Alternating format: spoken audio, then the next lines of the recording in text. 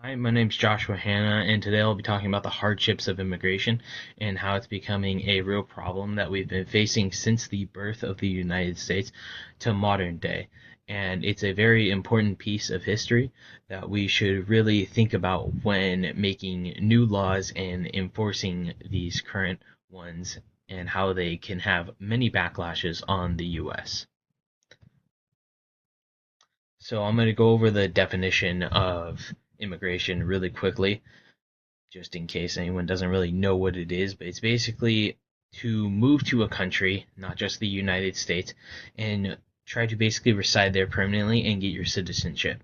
So this can be in many different ways, going from a country that you are familiar with and you are currently living there and trying to get your citizenship there. So there's many different ways that this is done. So I'm going to go with this first slide. Basically, immigration has affected everyone. There's a lot of people who have faced racism with integration. Many groups, including the Irish, the Italians, the Jews, the Chinese, and the Mexican groups, were really harshly affected with these immigration laws and policies that were really put in place for these groups. The racial formation theory is basically that the evolution of what group is considered good and which groups are considered bad is ever changing and ever defined by the United States. And there's never really a point in time where there is a going to be a set group of people. It is kind of ever evolving. First, it was really the Europeans, being the Italians, because they had a darker complexion to most of the white British people who had been living in the United States. Then it became the Asian people that were coming over here, specifically the Chinese people who were coming over here. And it's really never a set group of people. The US government usually has this in place.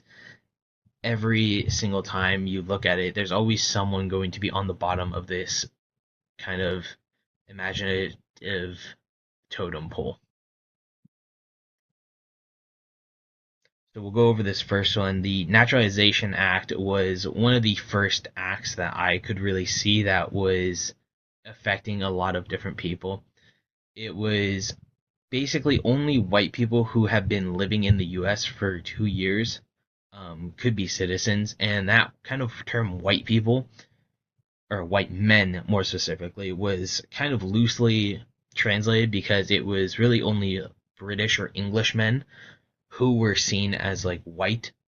The Irishmen and people from like Italy or Jews who had come over really weren't seen by the US as white men.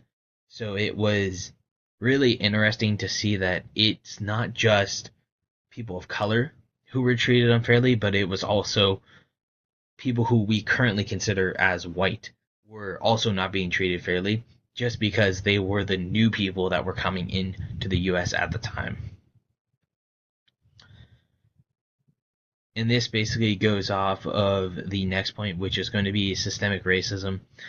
I was looking at one of the first points where a law was actually put in place, and we actually talked about it in one of the readings, was the Chinese Exclusion Act, which basically was one of the many laws that was put in place, but this was the first major one which excluded a certain group of people.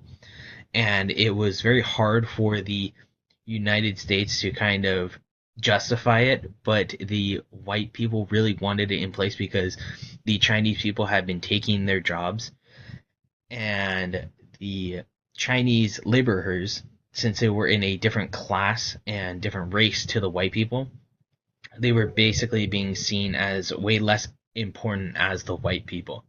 So it really was important for them to kind of make it a key point for these people. And here's a basic definition. Just basically, the Chinese Exclusion Act was basically to only help the white man.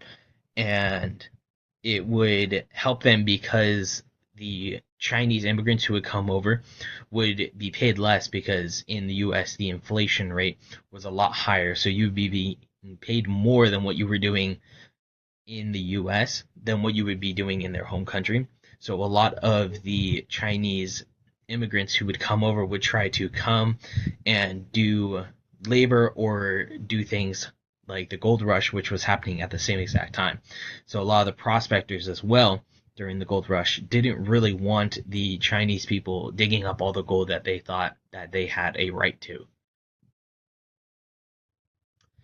And then we have another point here of settler colonialism, which is basically the venture to get more land. And the United States was pretty much built off of this. Since the Mayflower came over, we pretty much wanted to expand the territory. So a lot of the time, the people who were living here weren't really seen as humans. We saw them as lesser beings, so we would eventually try to push them out of their territories that they had been living in for many years now, like the indigenous Americans and the Hispanics, mostly on like the western part of the Americas. So it was a really important thing, and these people really didn't have any rights. The white people really pushed them out either by war, which was during the Mexican American War, which in America took pretty much the rest of the current Americas that we have in the lower 48 and really pushed out the Mexican people and pushed them out of their territories, taking their land and basically saying that their houses and their land that they had wasn't in effect towards America. So they didn't really see it as a right to them. And with the indigenous Americans, we really just kept pushing them out and fencing them into these little tiny areas, and we just needed it for expansion, and we kept expanding to the point of these people are pretty much in a couple acres of land that is theirs, and we say it's okay now. On to the present day, of course, there's still many laws in place that really only favor white people who are coming in. And a lot of the times, as we see in modern media, ICE agents aren't really going for these Europeans or Russians or other white demographics that are coming here illegally. It's mostly people of color. And that is a big factor of racism, and it is a really big swing factor of it's okay if you're white to do it, but if you are a person of color, no, you can't do it, which is insanely biased towards white people. And these laws that have basically come into place that aren't really being upheld towards certain groups is insane to think about that we are still allowing it to this day. And basically, to conclude, I feel like a lot of the problems we have today could be solved if we just kind of hold everyone up to the same exact standard and we kind of all look at how hard it is for people to actually get by in this world. We have people coming in and refugeeing from different countries because of war, because of famine, things like that. So it's a large factor that gets affected by many people. And sometimes people need just that little break to get by into the US and have a chance. And I feel like there is a lot of points right now where people aren't really allowed to really live that American dream that everyone is constantly raving about.